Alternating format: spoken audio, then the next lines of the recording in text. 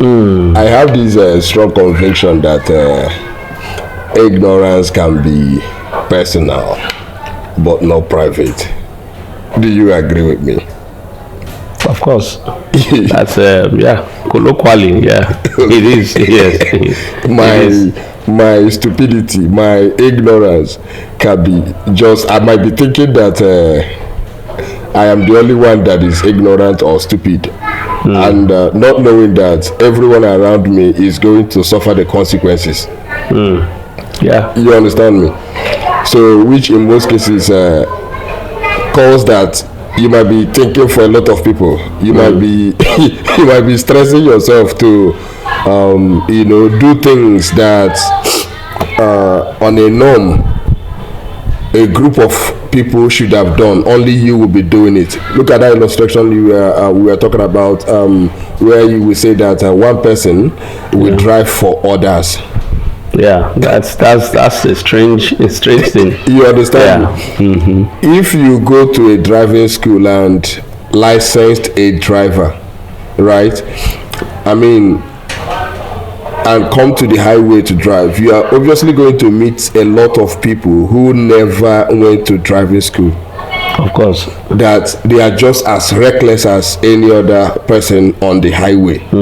But you discover that it will become your responsibility, you that went to driving school, it will become your responsibility to drive for yourself. For a safe highway, and for the others who did not go for the licensing trainings and all of that. Yeah. You get the point now? Of course. So how do you argue strongly in this direction? You've said it all now. It's basically when you see, life is all about responsibilities, and then most of the thing why people fail and fail woefully in life is because they look at themselves, and that's the selfish attitude, which most I call them failures in life. Why? Because it's not about the asset you have. It's not about the magnitude of what you built that makes you a success. It's how many lives you've been able to impact. And now that brings you to the realm we're talking about, that you are not just responsible for yourself. You are responsible for every other person all around you. Because he said if 6 fools are sitting together, he said there's somebody, the 7th fool. For you to be in that midst, you are the 7th. You are the 7th one. So that means the kind of people you stay around. It means you are collectively responsible for each other's whether growth or demise or retrogression. So the same thing we are talking about. You are responsible for everyone around you. It's a responsibility that God had innately put in every man. But do you think it is the right approach to things? I mean, if we look at things from that perspective, it will make some people to become lazy. Okay. I don't know if you understand me. If you are always showing up, if you're always standing in the gap for people, you notice that people or those that you are always standing in the gap for might try to abuse this taking advantage of they might try to take advantage of you, always trying to stand in the gap. Okay. Have you noticed it happens pretty often? Of course. And that's why everybody is life is in phases, and human beings are at different levels. Now for those who take advantage in quote of such things, then you see their levels in life. They would ever be low. They will be low in life. Now for anyone who takes such responsibility, remember, let's go back now. Always go back to the Word of God, and then let's look at the story in the Bible, earliest in the Bible, the story of Adam and Eve. Now when God came and queried this head, who is supposed to be the head, said, why did this happen? He pointed at the responsibility to somebody. And now, was that tenable? No, because God had given you the responsibility to be. So you must also educate those around you, and you have a responsibility for everyone. So it doesn't matter because the person is behaving like this, then you should behave like that. So if somebody is taking responsibility and you are taking advantage of that, saying okay, because is there to take all these things, then you are relaxing, then that has determined, it has belittled the level you are going to be in life. Beautiful. Now, you cited a very wonderful instance using the case of Adam. Who do you think should have been blamed in the case of Adam and Eve? It's explicitly, recorded. Everyone had their own. Now they have their own judgment. Okay. Now, because it's easy for Adam to have said it was Eve that had the first contact with, according to the Bible, with the devil, with the serpent. Okay. Now we use, and then you can say. So the question is, why did you allow yourself to go along with the foolishness of the woman itself? Okay. So it's not about who. The consequence, just like what you are saying, the consequences of your foolishness, of your goodness, whatever. It goes around people around you. Okay. So the action of one can actually affect a lot of people around you.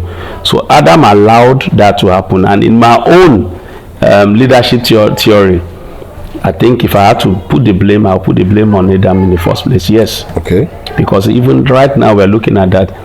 If your wife, as a man, if your wife fails, or if a home fails, the question is not about the wife, because it is noted, even they said, you must deal with them with wisdom, meaning they have a fault already. Yes. They are faulty. Yes. So you must know how to deal with that fault. Okay. So the onus still goes back on the so-called held.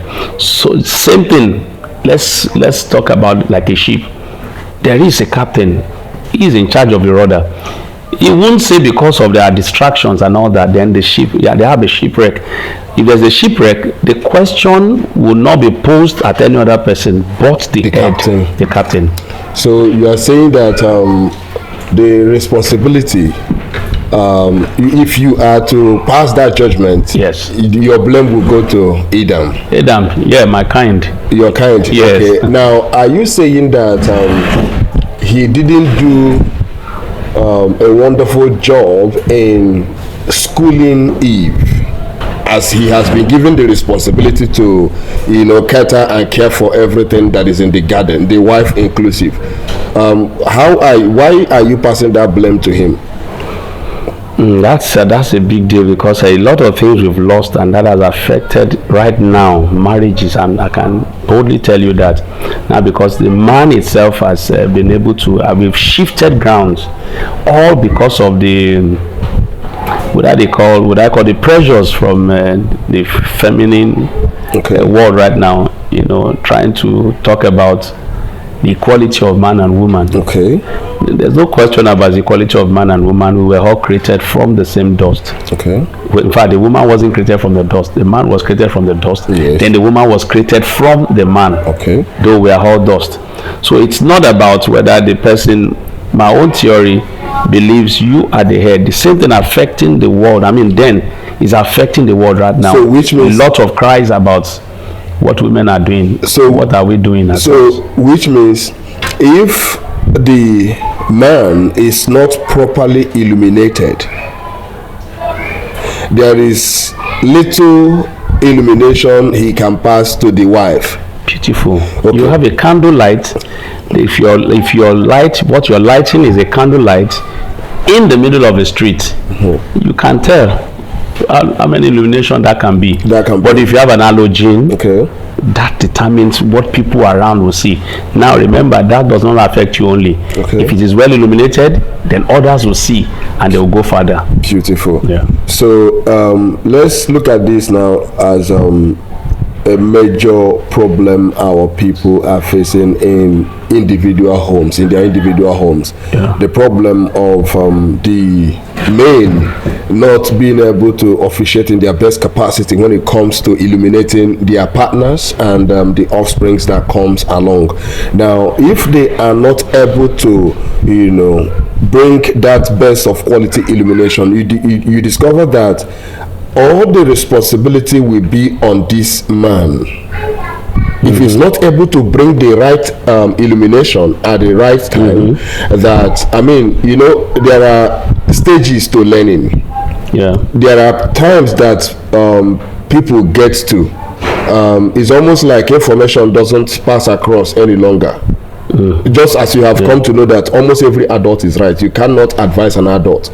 So if you miss the training, I think scripturally said that train up a child in the way of the Lord, when they grow up they will not forget it. Yeah. So if we do not do a good job at the phase where we were supposed to train maybe our partner, right? If we didn't do a good job at that phase where we're supposed to train our partner, and we have, become partners already. Now, I mean, we were compromising at that point that we were supposed to be training them. Yeah. Now, we now became partners. Now, in partnership, the leakages will become obvious. Right? Those things you compromised at will become obvious now and start eating up the relationship or the partnership or the venture, right? Now, which brings all the responsibility back to the man. It's happening, and when it overwhelms you, when it overwhelms the man, what do you think will be the outcome? The outcome is obvious all over society right now. Right. That's why you will see a lot of killings, a lot of maiming. It's a decadence that we need to really quickly address. This issue about equality of men and women is causing a lot of things. If you look abroad, if they show you the statistics of those who have been able to probably killed their wives, or done one harm or the other to them, it stems from the same thing. When people are no longer going the biblical way of marriage, of relationships, this is what it comes about to be. Now, because if you think it's a shared, you are talking about partnership. Yeah, marriage is a partnership deal, but there are responsibilities. And when the responsibilities are shifted and you think it's the same responsibility as a man has as a woman, then that's where the problem is. The rhetoric is now that we are same. We can do this, what the man can do, a woman can do better.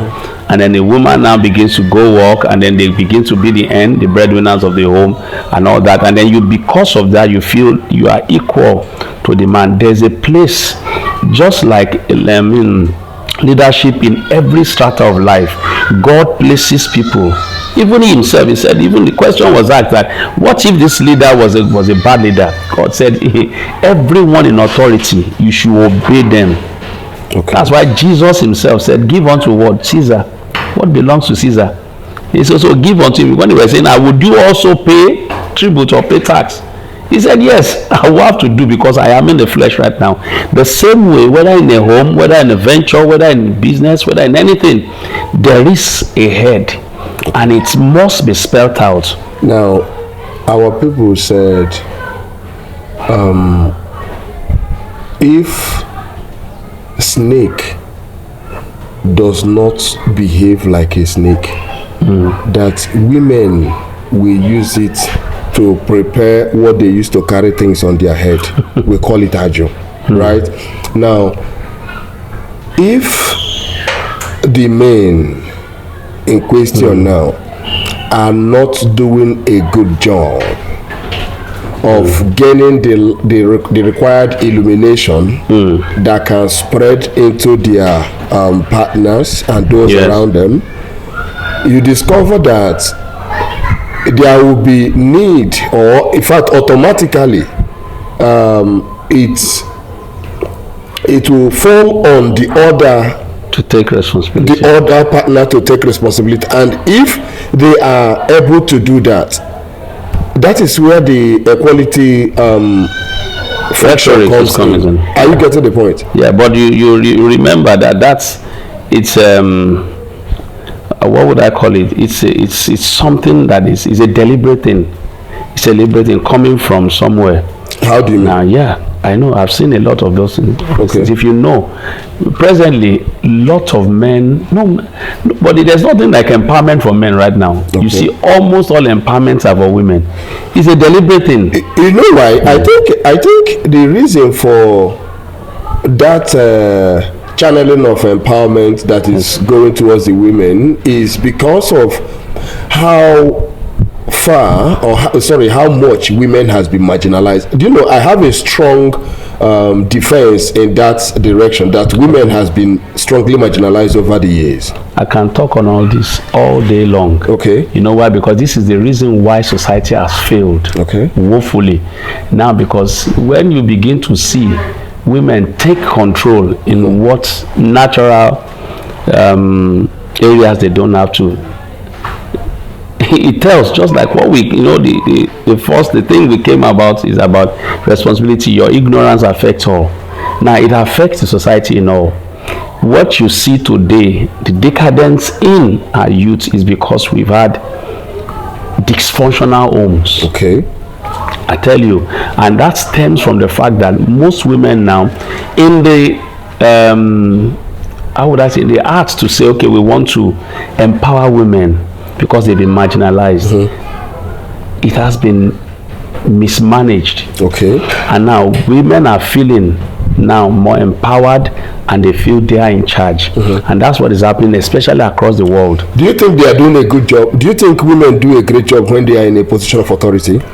Now let me be clear, and let me be very factual about this. I'm a feminist. Okay. I keep telling them that, but I am so strongly a matricist as well. Okay. Why? Because that is the order of things. There should be balance. Yes. Okay. Now, feminist in the sense that I believe in women. I believe in the authority. I'm a power, not the authority. Okay. Now, there's a difference between power and authority. Okay. A woman has power to influence, to affect, but you don't have authority. That's why even in the church of God. Hold on. Yeah. You said they do not have the authority. They have the power. Okay. Power, you wield power. But authority, there's somebody placed over that power, because power misused becomes something else. What do you say to matriarchal societies? Yeah, that it becomes another thing. That's a completely, because that's one-sided. Okay. Now, because you remove that power that we said they have. Now, if you marginalize that, then there's no balance. There's nothing balanced, because the reason why God gave a woman in the first place, he realizes that a man must also have somebody who is going to help. Okay. Remember, in the first place, yes, helpmates. That's the word. Okay. He didn't say they are equal. Okay. He said they are helpmates. Okay. So I'm not saying a woman cannot hold position, but he must be submissive to an authority. Okay, this is beautiful. I strongly agree with that hierarchical structure. Yeah. I agree with you, but at the same time, we have seen over and over where women, women in authority make the best decisions. Where women in authority, women in authority make the best kind of decision. No. Now, why you say they make the best decision? Why? Because you are comparing and contrasting. See, look at this. Look at this. You give me an example. Okay, let me give you a practical example. One of the major problems we have faced in Africa is our economy. Yeah. Okay. And speaking of this economy, it's not like we don't have the resources, just the management now. Nigeria, to be precise, when we stepped into democracy, the first decision Olusegun Obasanjo made that was calculated to be a decision in the right direction was to bring in Madam Ngozi Okonjo-Iweala to come and head the finance ministry. Yeah. Afterwards, another president came on board, Yar'Adua, and pleaded for her to come. I think at that point she wasn't able to come. She was with World Bank then, I think so.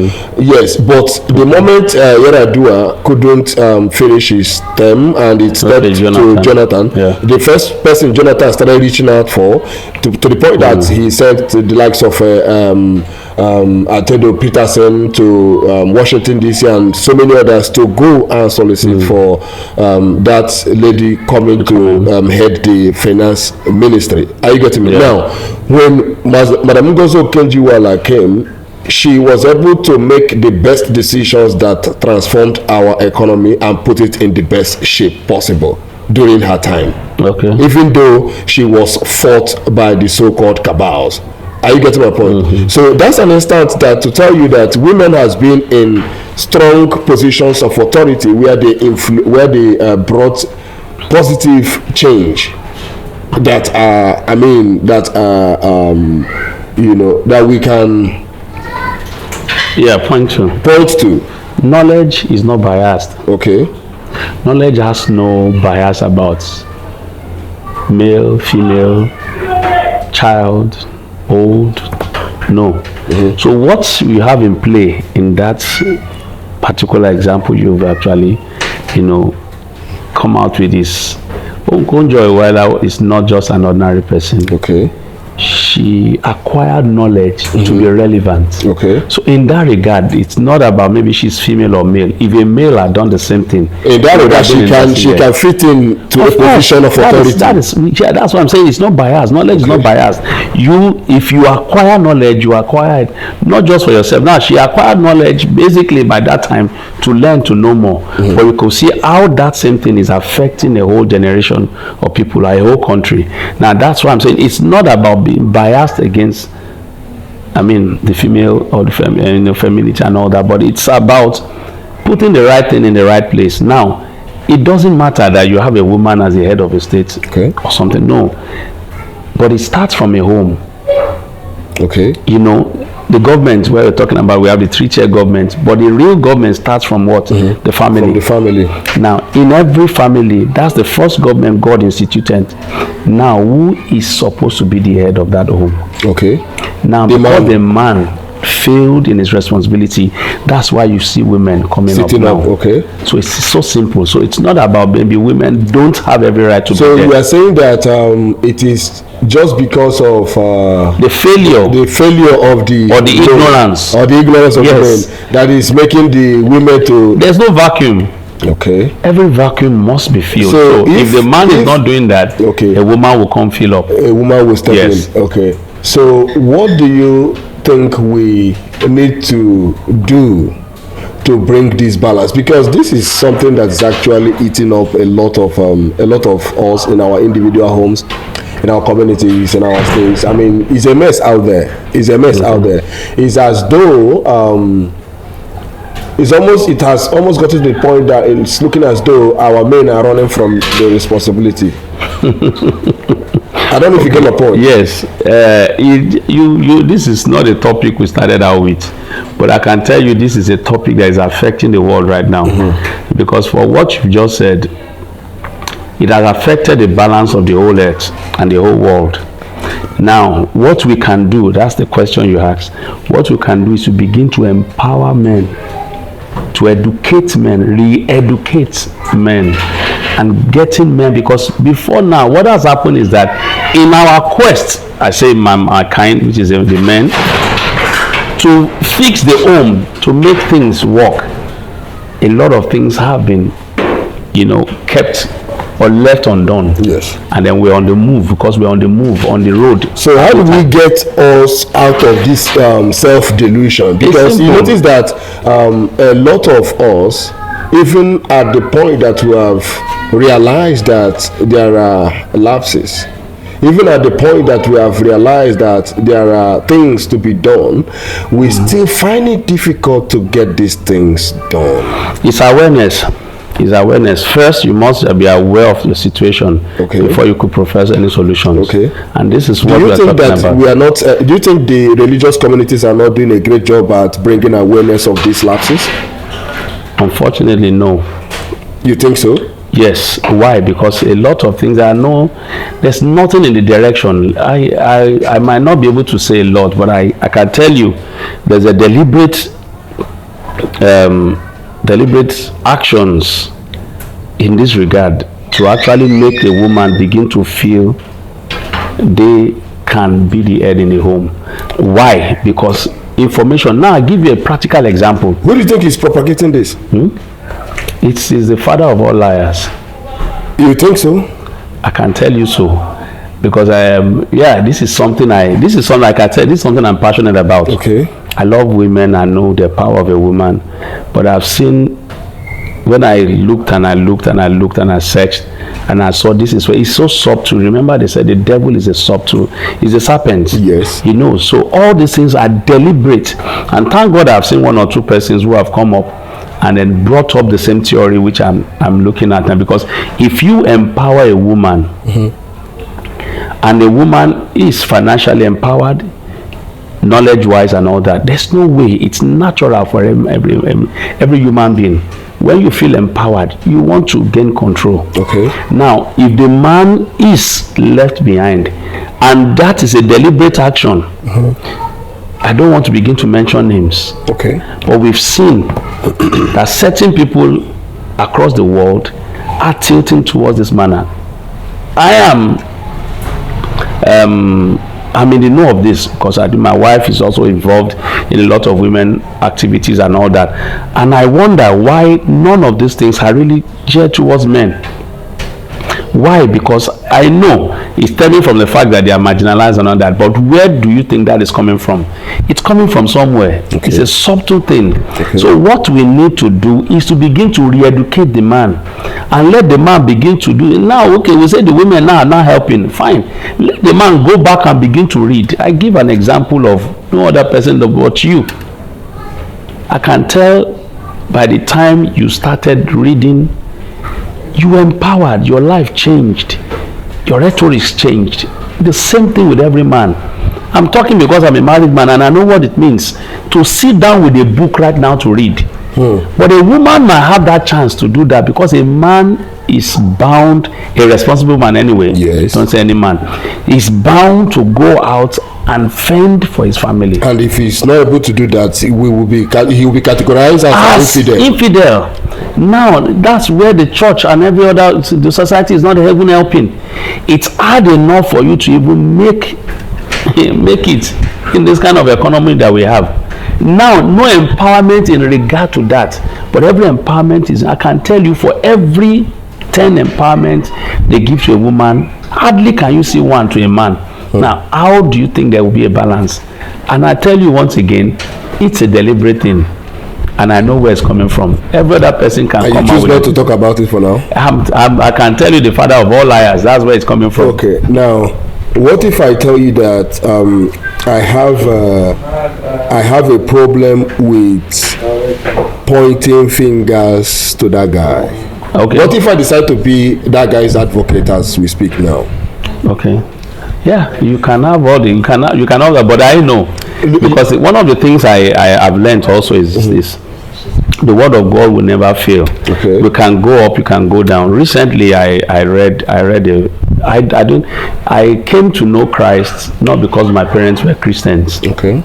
And not because I was in church, I lived in church all my life. It was because I'm a factual guy. I read about atheists talking about reading the Bible, picking up all the facts about it, and then going to do research. And they found out, in fact, what changed my life then was the fact that I saw about almost 2,000 prophecies in the Bible by atheists came to pass. Now, that got me. And that's the reason why today I don't joke with books like the maybe Awake from the Jehovah's Witness. Now look at this. See, you said an atheist. Yes. This is someone who disbelieves in God. Yes. Read the scriptures. Yes. And extracted prophecies that are potent. And made their research. Like they made research out of this scripture. Yes. Now, that's an atheist. Yeah. But you discover that someone who is upholding the same Bible, the same scripture, yes, and parading himself to be a true son of God, barely reads that book to even understand. It barely understands the purpose of that book in the first place. That's another issue. That's the same thing we're talking about. And if you want to do, you begin to reflect back. That's the anomaly that is happening. So that's the ignorance. Do you know why? Look at this now. You said that you want to put the blame on the usurper.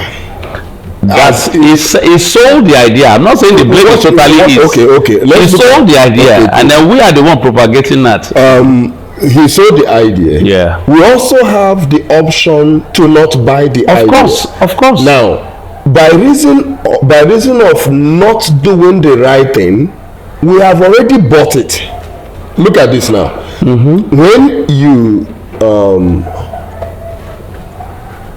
When you are supposed to say something and you kept quiet, you also said something. Do you agree with me? Of course, yes. When you are supposed to say something but kept quiet, you have also said something. And in most cases, what you said might be louder. Of course, that's what is killing our society now. Are you getting my point? It's not those who are not doing, who are there doing nothing. So those who are keeping quiet, yet they know. Good. Now, why I said maybe I should just be that guy's advocate at this point. I can strongly defend that guy in this case, because each and every one of us will always be responsible for the outcomes of our life. Of course. We have seen that the mess is alive and well, is eating up our homes, our communities, our states, and our nation. And the only option we have is to build capacity, right? But instead of building capacity and knocking that guy off his balance, I mean the guy that is propagating, as we are looking at it, that he is the one, championing these activities, instead of us building capacity, because we are saying that the only thing that knocks him off is light. Yes. Right? We are saying that the only thing that sets us free from his activities is knowing the truth. And we are also making claim that this word we are carrying, this book we are carrying, is an embodiment of the truth. Yeah. So why do we still have to blame that guy? There's a solution. There must be a problem before a solution. Okay. Now the problem is the guy. Now the solution is what? I'm not accepting the fact. I'm not accepting that guy to be the problem. No. There must be a problem. If there's no problem, there's no problem. If there's no problem giver, there won't be a solution. Do you know why I said? Do you know why I'm keeping that guy away? I understand. People are using that as an excuse. Okay. Now, but it's no question whether it's an excuse or not. The truth is just that there is a subtle manipulation or deception that is happening. Now, the only thing is a decision, whether it's a choice. Okay. That this is what they're going to do. Even the Bible, so-called, the Bible says it all. It said, "My people are destroyed." Why? Because of ignorance. It's because they lack the required knowledge. Now it's been so clear about that. So it's not, regardless of the manipulations of the evil one. Now the knowledge you have is what will keep you. We'll keep an example of what Job is. Job was bragged about by God. Yes. But what did the same subtle serpent said? He said, "It's because you've had an edge around him.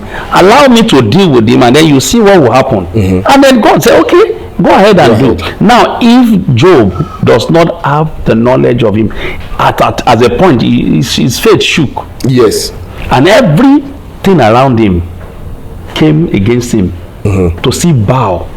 But the knowledge of what he knows and the God he serves was what kept him. The same thing happened. So it's not a question about whether we're shifting blame and all that. It's a question of the right knowledge that we have to be able to overcome. Same way in every secular life. Now you can't blame the economy. You can't be blaming now. In the same economy, what are you doing? If the economy is bad, are you shifting ground? Are you looking at other things you're doing? Everybody's shifting now to like tech, the wise ones, and then you are not. The AI is taking over, and then you are still holding on to that job. Very soon it will take over the job. Now that is the same thing. So it's not about the question whether there's nobody that is making the manipulations behind the scenes. That's the puppet master. He's doing that. But the decision is, what can I gain enough light, enough knowledge to be able to overcome that? Okay. So what will you have? What will you say in this direction? A lot of persons, like you have just said now, who has come to know that this is where the problem is, and they have accepted, they have acknowledged it, but the environment they continue to expose themselves to doesn't have anything to offer them Yeah. when it comes to their ability or the discipline that it will require to break away from that laziness. Yeah. Because I mean, if for example you continue to make contact with people or associations that placate you, that that pacifies you, that makes you happy, but the next minute the responsibility will still knock on your door. If you continue to find yourself in such associations, you notice that there is little or nothing we can change. Of course, it goes back to the same thing. Life is all about responsibility. Okay. It's a decision. Okay. So you decide, number one, who is around you. If you have somebody who pushes you or somebody who pacifies you, it's the two things. Let me ask you this question directly. If you discover something today, if you discover that the knowledge of God you have, that you are working with now, is a limited knowledge of God. Yeah. And what offered you this limited knowledge of God is your religious belief. Do you think you can gravitate towards what is offering you a bigger picture of the personality of God? Do you think you can step out of that place that gave you that myopic knowledge of God? Do you think where you are now that you can step out of that place? Life is all about revelations and what you believe. Okay. Same way, we have billions of people across the world, and not in one, even a country, you have the same, just one religion. In fact, we can have enforced, and you say this is an Islamic state, this is a Christian state and all that, but even right in there, there are different kinds of faith. So it's about your revelations of who God is exactly.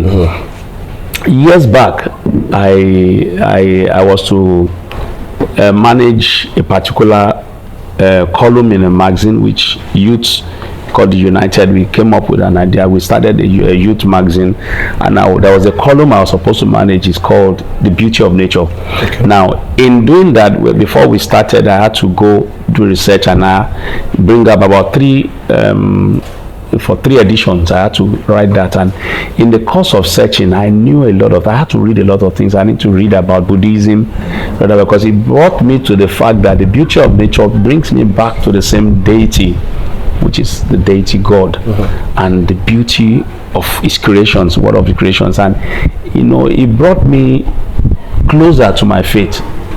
And now I understood also why some other kind of worships in other kind of religions like Buddhism, and all that. I realized some of the things they do, which normally before now I dismiss as they're just there. But I realized that in the serenity, like I give an example, like as a Buddhist, you see they meditate, and they meditate in serenity with lots of flowers and all that. It is still glorifying the presence of God. Okay. And that brought me change. It shifted my opinion about this. I think I made mention about that I don't joke with awake. Okay. Now, I am not a witness, but I have learned that people who do research, most in the religious world, especially in Christianity, it's that group of people. Yes, they do. Yes, and I in fact, even though I don't subscribe to their teaching. Yes, of course. But the same thing, while I was reading that, while I was trying to, put up that particular Beauty of Nature column, I had to read a lot of their materials, and I found that they do factual research. It's not just about this. We need that. We need that part of God. We need the revelational knowledge of God, personal revelational knowledge of God. We need also people who have done things ahead for us to be able to help our faith grow. Now, you didn't quite give me a direct response in this question. But I'll manage what you said. Why I said you didn't give me a direct response is this. Let's agree that the religious organization that we subscribe to, being the Christian religious organization, has not been doing a great job at making available the best quality research materials for us to actually have a better understanding of the personality of God. Rather, we have tried to reduce it to something like it is only through Christ that one can make contact with the invisible God, which is an erroneous teaching, a completely erroneous teaching. It is not only through Christ that one can make contact with the supreme deity, because other religions has proven. I also believe that. You understand me? Other religions has their way of making contact with the supreme deity, right? So when you try to present such ideology to an average Christian, you discover that you are lost. They'll be lost in that kind of argument or discussion. There's no way they won't be lost at that, because like I said before, life is all about personal revelations. Now, if you say this, now for me particularly, like I said earlier, it wasn't because my parents were Christians. That's why I became a Christian. I'm a Christian by birth, but do you believe that people can, like, one can make contact with God outside of the Christian? We have one supreme God. Okay. The channels in which we get to him, that's what is different. Okay. Like I said, it is while I was studying and then trying to get this, and that's when I knew that every other person get in the serenity of a Buddhist, of those beautiful flowers and colorful flowers. It evokes the supernatural. Yes. That's the sole medium in getting across to God, and that's a different thing entirely. Now, if we begin to do that, that's where you have disparities, and then we have wars and all of that, because it becomes an instance where you say, okay, mine is the better, this is the better, that's the better. So it's all still bounce back, boils down to your personal revelations about God. Remember, even Christianity talks about that. It is your personal revelation about God. That's what gives you that authority to come to him. Now, do you think one can have a personal revelation about God outside of their foundational knowledge of the person of God? Of course they can. Why? Foundational, same thing like I told you. My foundation is what? Christianity. Foundation Christian was, my mom was Catholic staunch, my dad was Anglican. That was my background. At some point in time, my dad changed, and then he was trying to infuse, or not even encourage, force us to be in a direction of where it's going. But I chose my path. I could have as well been a Buddhist if I determined to. But your foundation didn't let you. No, not the foundation. It's a decision. It's my knowledge. Now, that's why I say, because it's your personal revelations about what you have. People are lazy to begin to make search. That is why they end up just one way. I imagine why somebody will be indoctrinated. Now, let me give this a practical example. We have, in the Muslim world, Islamic, now you see people saying they can become suicide killers, suicide bombers and all that. It's an indoctrination. Now, because they believe this is the best way they can go, they give them all manner of theories that if you do this, you get rewarded and all that.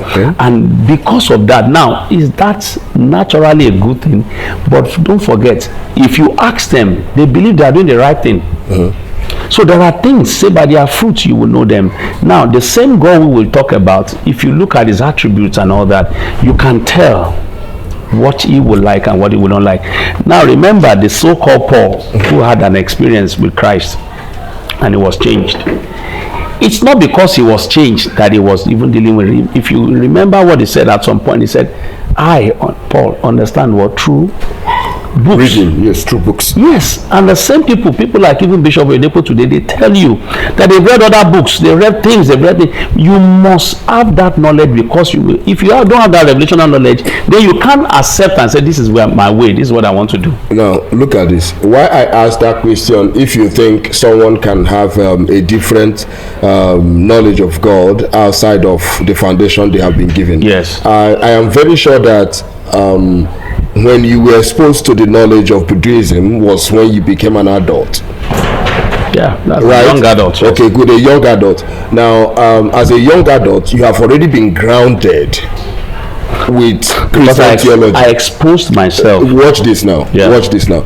At this point, you've already been grounded with Christian theology. There is a knowledge of God that you have, and this your knowledge of God is like what majority of people around you has. So there is a strong justification of the knowledge that has been given to you. Of course, you can justify and run with it, right? Now, at what age do you think is good to expose children to different kinds of knowledge of the personality of God? There's no right age. It's still part of now. Yeah, it's not about age. Okay. I think I've said something before. I remember that knowledge is not biased. Okay. I've seen a 6-year-old learning how to code. Okay. Yes. That looks very strange. Okay. Which is some of the things you've been talking about as well, to teaching them at a younger age to begin to do. Now, it depends on the level of your assimilation. If you can pick up a knowledge, read about it, and then gain that knowledge, then that's when you can expose a child to. Did you notice that you growing up, you had this chain of instructions that you are always expected to abide by when it comes to your parents? Same with every society. Same with every society. Yes. Now, but I guarantee you that there are societies that has a kind of loosened up with some of these stark instructions, some of these absolutes that they were using to train their children as we develop, as we evolve. Are you getting me? And that's why we have a lot of catastrophes across the world now. No, I do not argue in the negative. Yeah. There are a lot of these catastrophes, and as the catastrophes are making themselves manifest, solutions are always going to come, because you have made a strong statement that truth will always win. Right, light will always win over darkness. So the number of catastrophes or evil that surfaces is actually not the problem, in as much as there are people that will, it is the problem. Why? Because no faith. Let me give a practical example. One of the ways shy away, I will run away from what we should be talking about, like you said, is the person that keeps quiet about the truth. Who knows the truth and keeps quiet. That's where the problem lies. Yes. It's not even in the one who is in the act itself. Now, give an example: LGBT communities. Okay. Now, there is no known faith, except there's a new one. Okay. That supports same sex.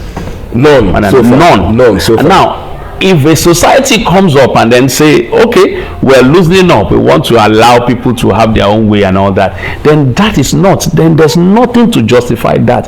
What it leads to is chaos. So what is happening, and that's what is happening across the world now. You see some places like that, and say, no, okay, we have to allow our kids, and we have different scenarios of people trying to force some of these things on children. Now, our backgrounds, sometimes defines us. But what you should expose, which I believe what you are doing at Tech Hub, is exposing people to read the word, not just the word of God. You are reading the word to form their own belief systems. Yes, and that is what we should do. Okay. When you do that, allow each child. I will never force my child. I know as a Christian, this is what I have, is the doctrines I have to make the child knows. But it's a decision he has to take. Now, the onus is on me to make him see or her see that I'm not just saying you must be because I'm a Christian. What are the reasons why I want you to go or toe this line? Then open them up to it the same way they didn't do that to me. Okay. I'm a rebel naturally. Okay. I don't take the status quo. It never because my parents were this and then I decided this. No. In fact, I read that book. And I saw that if these things are factual, if people who are non-Christians, let me put that way, can come up with the fact that truly every fact in the Bible, every information in the Bible, they are factual, they are truth, then there's a reason for you to follow that. That's the way I operate. Okay. Once I see that there's something good about this, and then there's a fact about this, is a fact, it's not just about people talking, then that's the reason why I go. I say that every day. I'm proud to say that. Okay. Now, let's try to conclude in this direction now. It is Dr. Miles Moru of blessed memory who has made us to understand that I mean, he says it so boldly and so perfectly that when the purpose of a thing is not known, abuse is inevitable. Yeah. I don't think the purpose of the Christian religion, the purpose of the Bible is well driven home today. Because you can attest to the level of abuse that is coming out of it. You can attest to the level of abuse that is coming out of it. So if we continue to experience this level of abnormal use of this sect, abnormal use of this document, if you can attest to it, what do you have to say about this abuse, and what would be your word of advice to these youths out there who has continued to abuse these documents? Because we are seeing them every day in the internet, what they are doing with these documents and this so-called Christian organization. See, there's nothing as good as information, like we said, and not getting the right information. Now you can't stop what is happening right now.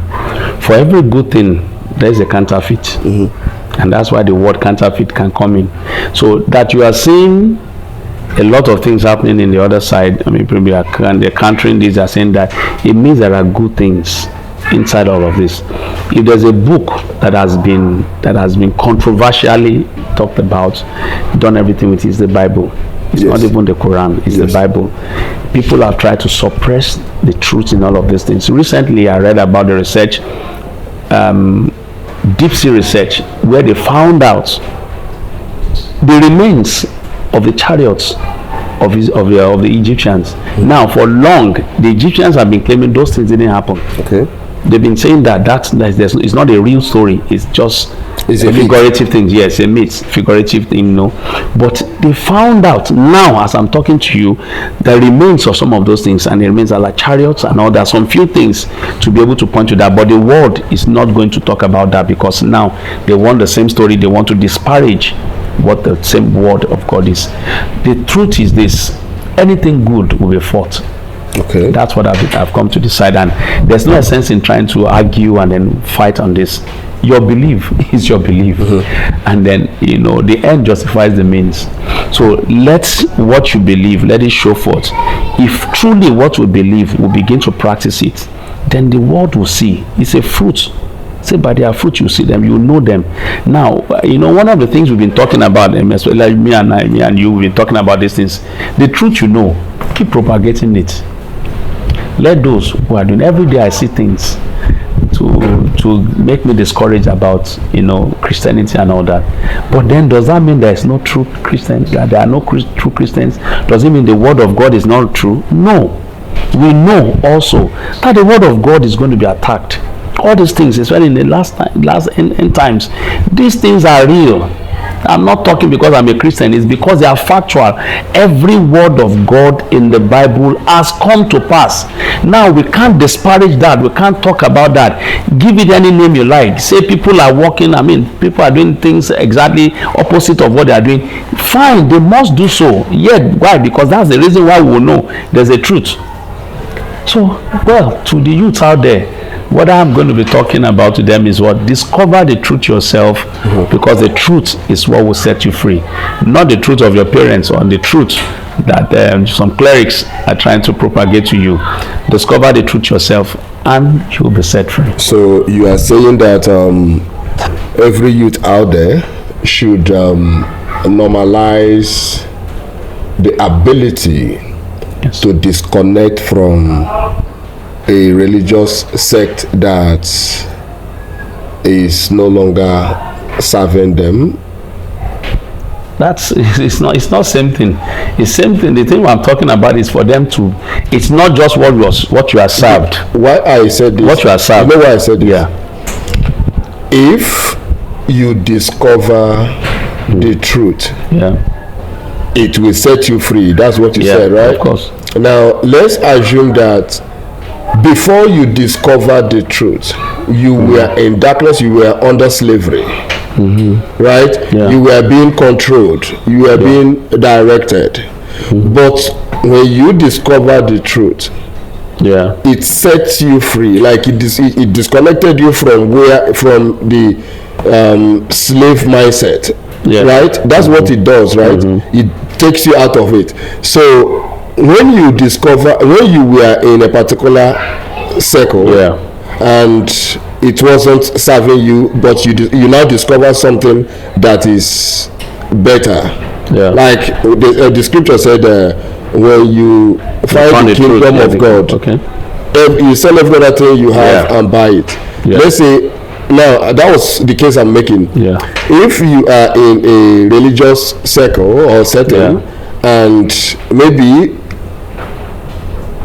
you, from the knowledge you've gained, you gained while you were there, like you gained a kind of new knowledge, are you not supposed to normalize the ability to step out of that religious environment? That's like we said, it all still boils down to your personal revelations about that same thing. So if you feel that's the same thing, people change from religions every day. You know, religion is I'm saying big. if we should be able to normalize it, because do you know why I'm saying this? If we, a lot of persons, it's already normalized. No, look at this. It's a decision. No, a lot of persons has discovered the truth. Okay.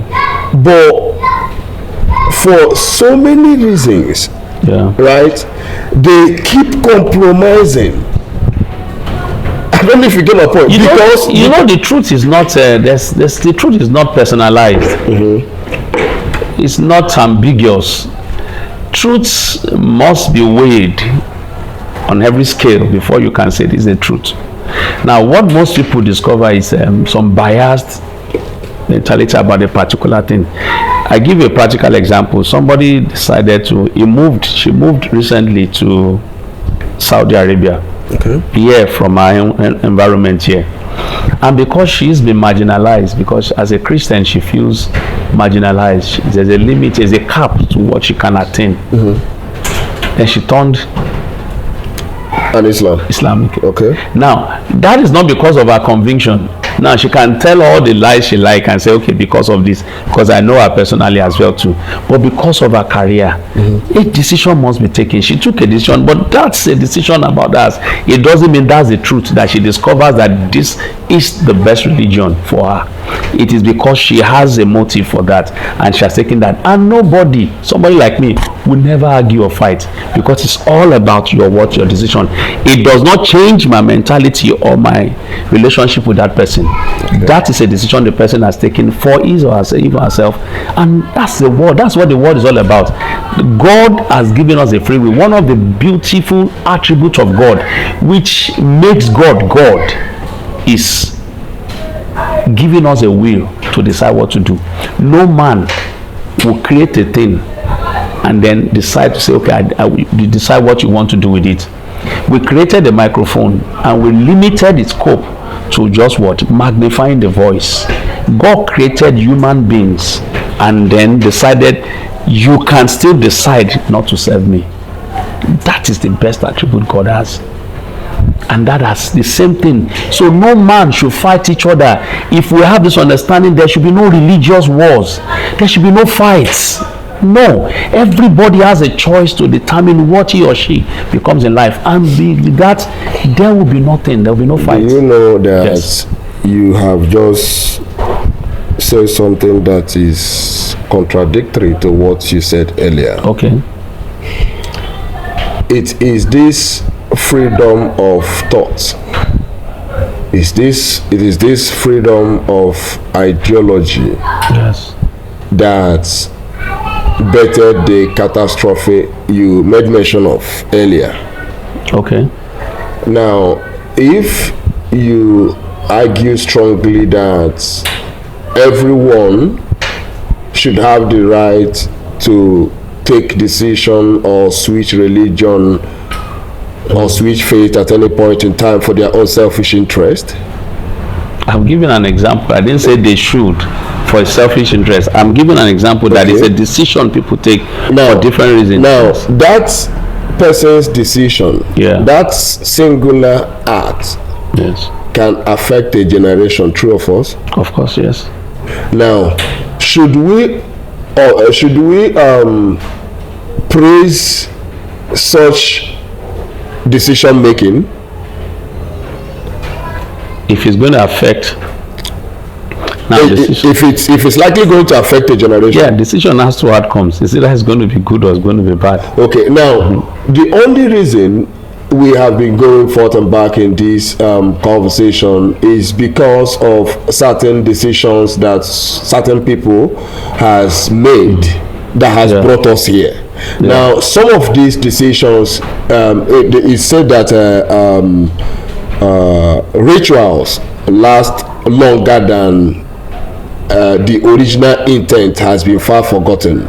Right, like there could be a reason why this type of prayer will be carved out. Right now, when it actualizes why it is carved out, like we might decide to stop this type of prayer as a ritual, but you discover that maybe people has gotten so used to it that they can no longer stop it. Are you getting it?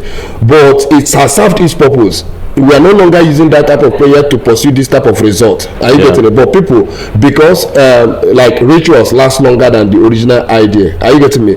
Now, some persons took decisions that brought us where we are, and where we are now, those decisions they took that time could have been for a temporal pursuit.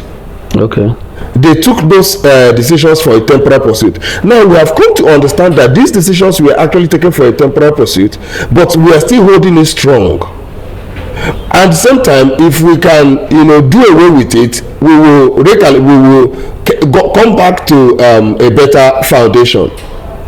Okay. If we can do away with it, we will come back to a better foundation. You are saying that if a people choose to continue with it, they should continue with it, because maybe we find ourselves in a secular state where you are free to run any kind of religion or ideology. Is that what you're saying? No. That's what I'm saying. It's a decision still. It's a decision you need to take based on the revelation and knowledge you have. But not for selfish reasons. Because, for example, this young lady you made mention of, she took that decision for selfish reasons, right? Basic. Now, we have this shot on our channel that was recorded by Joy. She stood on an excerpt from a book here. There Was a Country by Chinua Achebe. She read the book and understood that what actually led to the Nigerian Biafra War was not because of a selfless interest of Ojukwu or Yakubu Gowon, but because of youthful rivalry that they took to another height. Like it was like a selfish. It wasn't because Ojukwu wanted the betterment of the Igbo people. Neither was Gowon after the good of the Northerners. Are you getting me? Okay. Now out of their selfish interest, they led a whole nation to war. Did you see this now? So now, if you notice, the directions I am pushing my conversation to is we have taken a lot of these selfish decisions. Some persons will say this is the faith I choose to identify with. This is the religion I choose to identify with. Whatever you like, you do with your religion. Now, you notice that in your street, if there are street urchins in your neighborhood, and you notice they are still at a certain age where they can be called to order, but you now say because they are not coming from your family, you don't give a damn about what they turn out to become. Mind you, when young men start robbing your neighborhood with guns, you might not be exempted, and it might be those people that you should have called to order when you had the opportunity to do that, but you didn't do it because we accepted that everyone should believe what they believe, do what they want to do, not what is bad. Now, religion is a different thing from attitudinal issues. Now, interpretation of certain religions can be more dangerous than things that are happening physically. We have what they call extremists.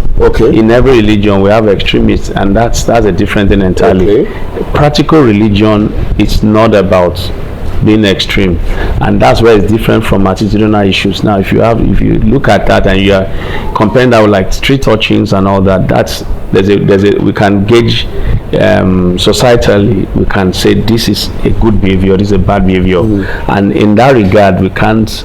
If you don't encourage or if you don't discourage that, then you are doing bad. For religion, it's a decision. That's why I'm saying the lady took a decision on her own, and I don't have issues with that because she's taking what she believes in.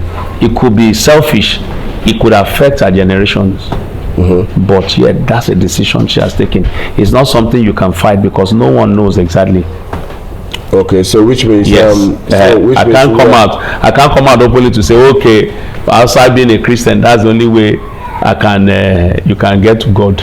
It's what I have, the revelation, and that's what I'm trading with, and I will always market that which I have. You have, yes. But I at the same time I think we will not always see our personal revelations as absolutes. Of course. You know why I said this? Yes. Over the years, we have come to see that even those at the strongest positions of authority when it comes to the religious settings, those at the uppermost position of authority in the so-called religious hierarchy has, in most cases, said a lot of things that they projected as though it is God's final word to mankind. Yes. And at the end of the day, it was proven that these things were in error. Are you getting where I'm going now? They have said things, they have made proclamations that at the end of the day was proven to be erroneous. Because they are not God. But because they were not God. Yes. Good. So, so even when you say that we should anchor the things we do based on our personal revelations, yes, we can still be limited in our revelations. In all of that, you still have to look at it. There are some factors you have to look at. Everything you have to do, you have to weigh it on different scales, and I look at it sometimes. Is this okay for me? If you say I love you, if you say you love a woman, now what are the things you do to show that you love that woman? Okay. There must be things. You can't just say I love the woman. You can't just say I'm a Christian. There are things that must begin to show. There are things, attitude, characters you must show. And look at all those things. If they are not available, then you're a liar, a bloody liar. Okay. So if you say I'm a Christian and the fruits, what it should be, are not being shown, then you are saying just you're a Christian. It doesn't mean you're a Christian. Meaning you can begin to undo and undo. So which means there are just a few Christians out there. Maybe we'll come to the end. There are a few Christians. Just a few Christians out there. Only God knows. Only God knows. I only know myself. Thank you so much, Brother. It's always a wonderful time with you. Always a pleasure. See you in our next conversation. Yes.